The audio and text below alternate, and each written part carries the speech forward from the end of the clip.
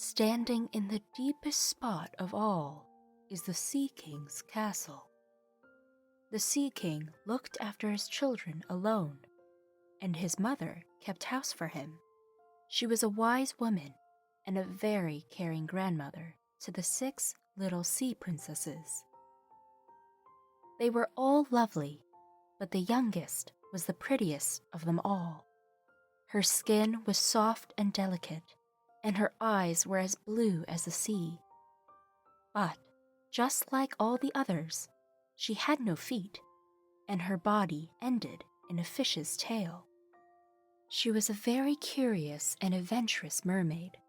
She loved to hear her grandmother's story of the world above the ocean, and nothing made her happier. "When you turn 18," said her grandmother, "you will be allowed to swim up out of the sea, sit on the rocks in the moonlight, and watch the ships sail by. And then you will see all I am telling you about."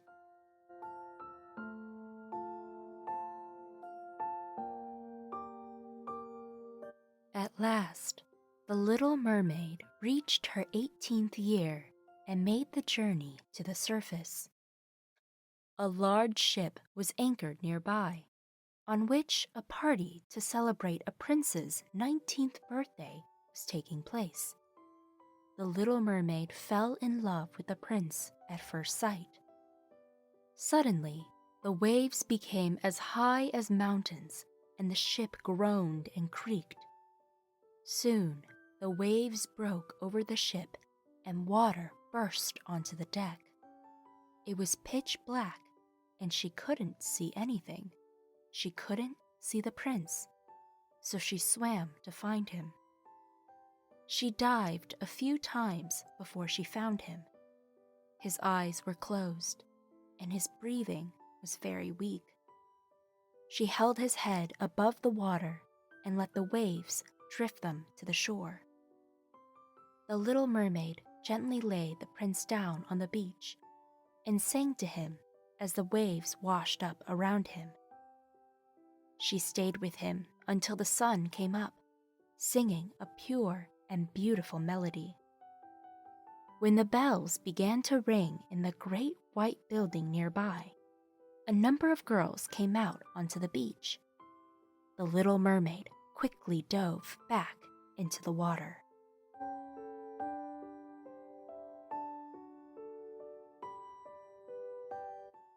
The Little Mermaid was more determined than ever to return to the surface and find the prince that she was so in love with.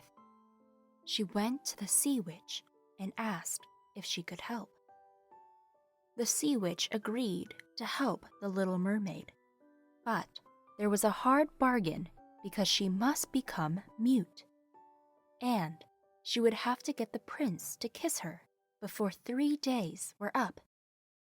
If not, her soul would belong to the Sea Witch, and she would be a prisoner forever in her garden of poor, unfortunate souls. With the witch's magic potion, the Little Mermaid saw her fish tail turned to human legs. It was so painful that it made her faint.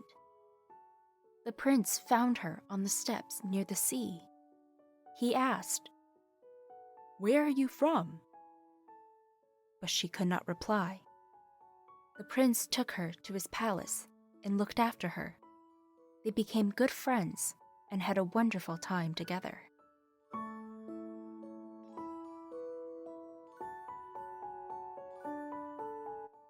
On her 3rd day, a mysterious stranger had the prince's full attention.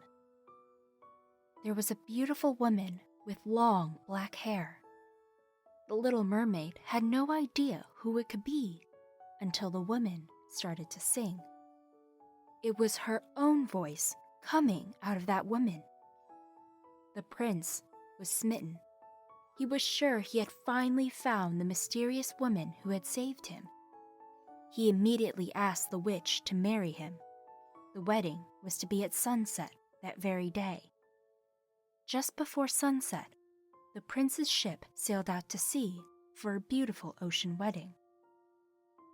The Little Mermaid watched the ceremony. and knew that all hope was almost lost. Suddenly, just before the final vows and the kiss, the Sea King shot up out of the ocean and used his magic trident to turn the Sea Witch back into her true form, and gave back the voice to the Little Mermaid. The prince realized he had been tricked, and the woman he was in love with had been right in front of him the whole time. The Little Mermaid and the prince got married that very moment and lived happily ever after.